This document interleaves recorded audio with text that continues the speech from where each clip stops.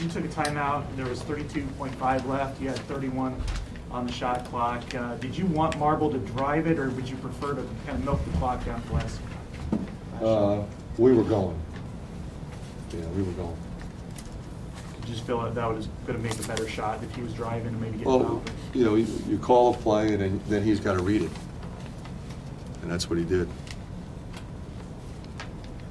There's a timeout, Coach. You had 4, and you came out of a timeout. You had 4 turnovers the whole game, and then you turned it over on back-to-back possessions. Yeah, you know, Mike just rushed it a little bit.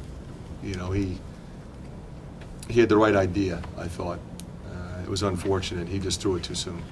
And then you had a lead, and Gosser hit a 3 with like 1 second on the shot clock.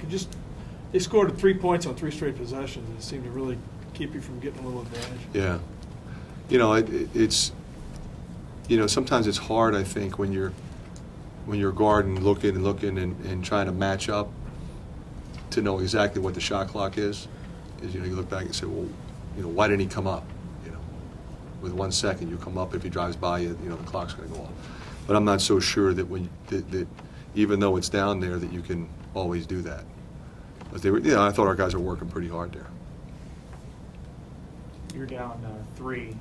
And was that a set play for Zach to come around? Well, there's other options in it, but that was an option that we like, and we thought he would be open. Yeah. Could you tell that the ball came out funny? Did it slip out of his hands, or did it get tipped? It certainly looked that way. I didn't ask him. Okay. You can ask him that. You know, it didn't come out of his hand cleanly, but you know, he was wide open. I don't think he'll make any excuses there or anything like that. What is this really going to be a gut check for your team? You got a game Tuesday on the road, and Yeah, but you know, it's like anything. If we'd won, it'd be the same thing. yeah. You know, I don't look at that any differently. You got a brutal week, 2 road games and a home game against 3 really good teams. How do you feel like you guys played defensively? It seemed like they Not got well. No, not well at all. I mean, the only thing that really worked was kind of standing in the zone. We didn't play that well, but at least we had, you know, some semblance of keeping them in front of us. You know, they made so many threes early, made 5 relatively quickly. You know, we went to the zone, and it was reasonably effective. You know, the 3-quarter court back to the zone was good for a while. And had we gotten some of those stops at the end of the clock, then I think it would have been that much more effective, obviously, but we didn't. You obviously had one of the same play to Josh because it kept working. Were you surprised they didn't adjust on that? Camera on the screen. Well, they did adjust. They kept putting different people on him. Okay. Yeah, I think Russ was on him, and then Koenig was on him, and then Jackson was on him. Yeah, that was the adjustment that they made. Would that be positive that came out of this game to see him, Josh, play? That was, you know, I think a huge positive. You know, I mean, to be able to ride him like that on a day when our offense was just okay. You know, I think it's unfortunate that we didn't get a win, being able to ride his, you know, because that was a pretty impressive display he put on. Is Tommy just sick? And how did that affect you in the game? You know, he's played well against these guys. It gives you another post-up threat. It gives you another shot block. It gives you another post defender. It gives you another experienced guy.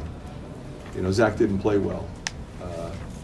You know, I thought Jared was good, but he was tired at times. Whitey was tired at times. I could have gone to Mel.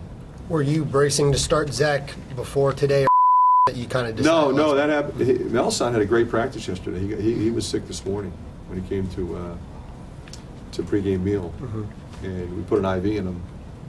That's why he didn't get to the bench until the 12-minute mark. And he thought he could go. I put him in, and he couldn't. And he had said, "Coach, I can't help us." So, okay, I respect that, and got him out.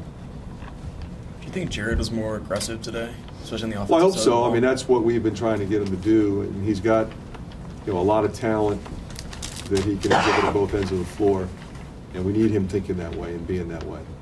And he was. That's good. Good for us. You look at the first half, Marble was able to really get inside and give it to Olashaney. How did they adjust to keep that from becoming a success late in the game? I don't think they made any adjustments. I think they just, You know, they're very solid in what they do defensively in terms of how they play ball screens. They play the same way. And, you know, we had some opportunities to get some pull-ups we didn't make. And, yeah, I don't think there's a whole lot of adjustments there. Has there been any theme or pattern to the 3 home losses? Yeah, you know, we lost to 3 good teams. The stretcher where they had 3 points on 3 straight possessions, one of those was Zach was called for a blocking foul, and they converted into one. Did it feel like at that point in the game, if you could just get one stop there, you really would have an advantage coming down the stretch? I think that would be a safe statement, yeah. Anything else? Okay, thank you. All right.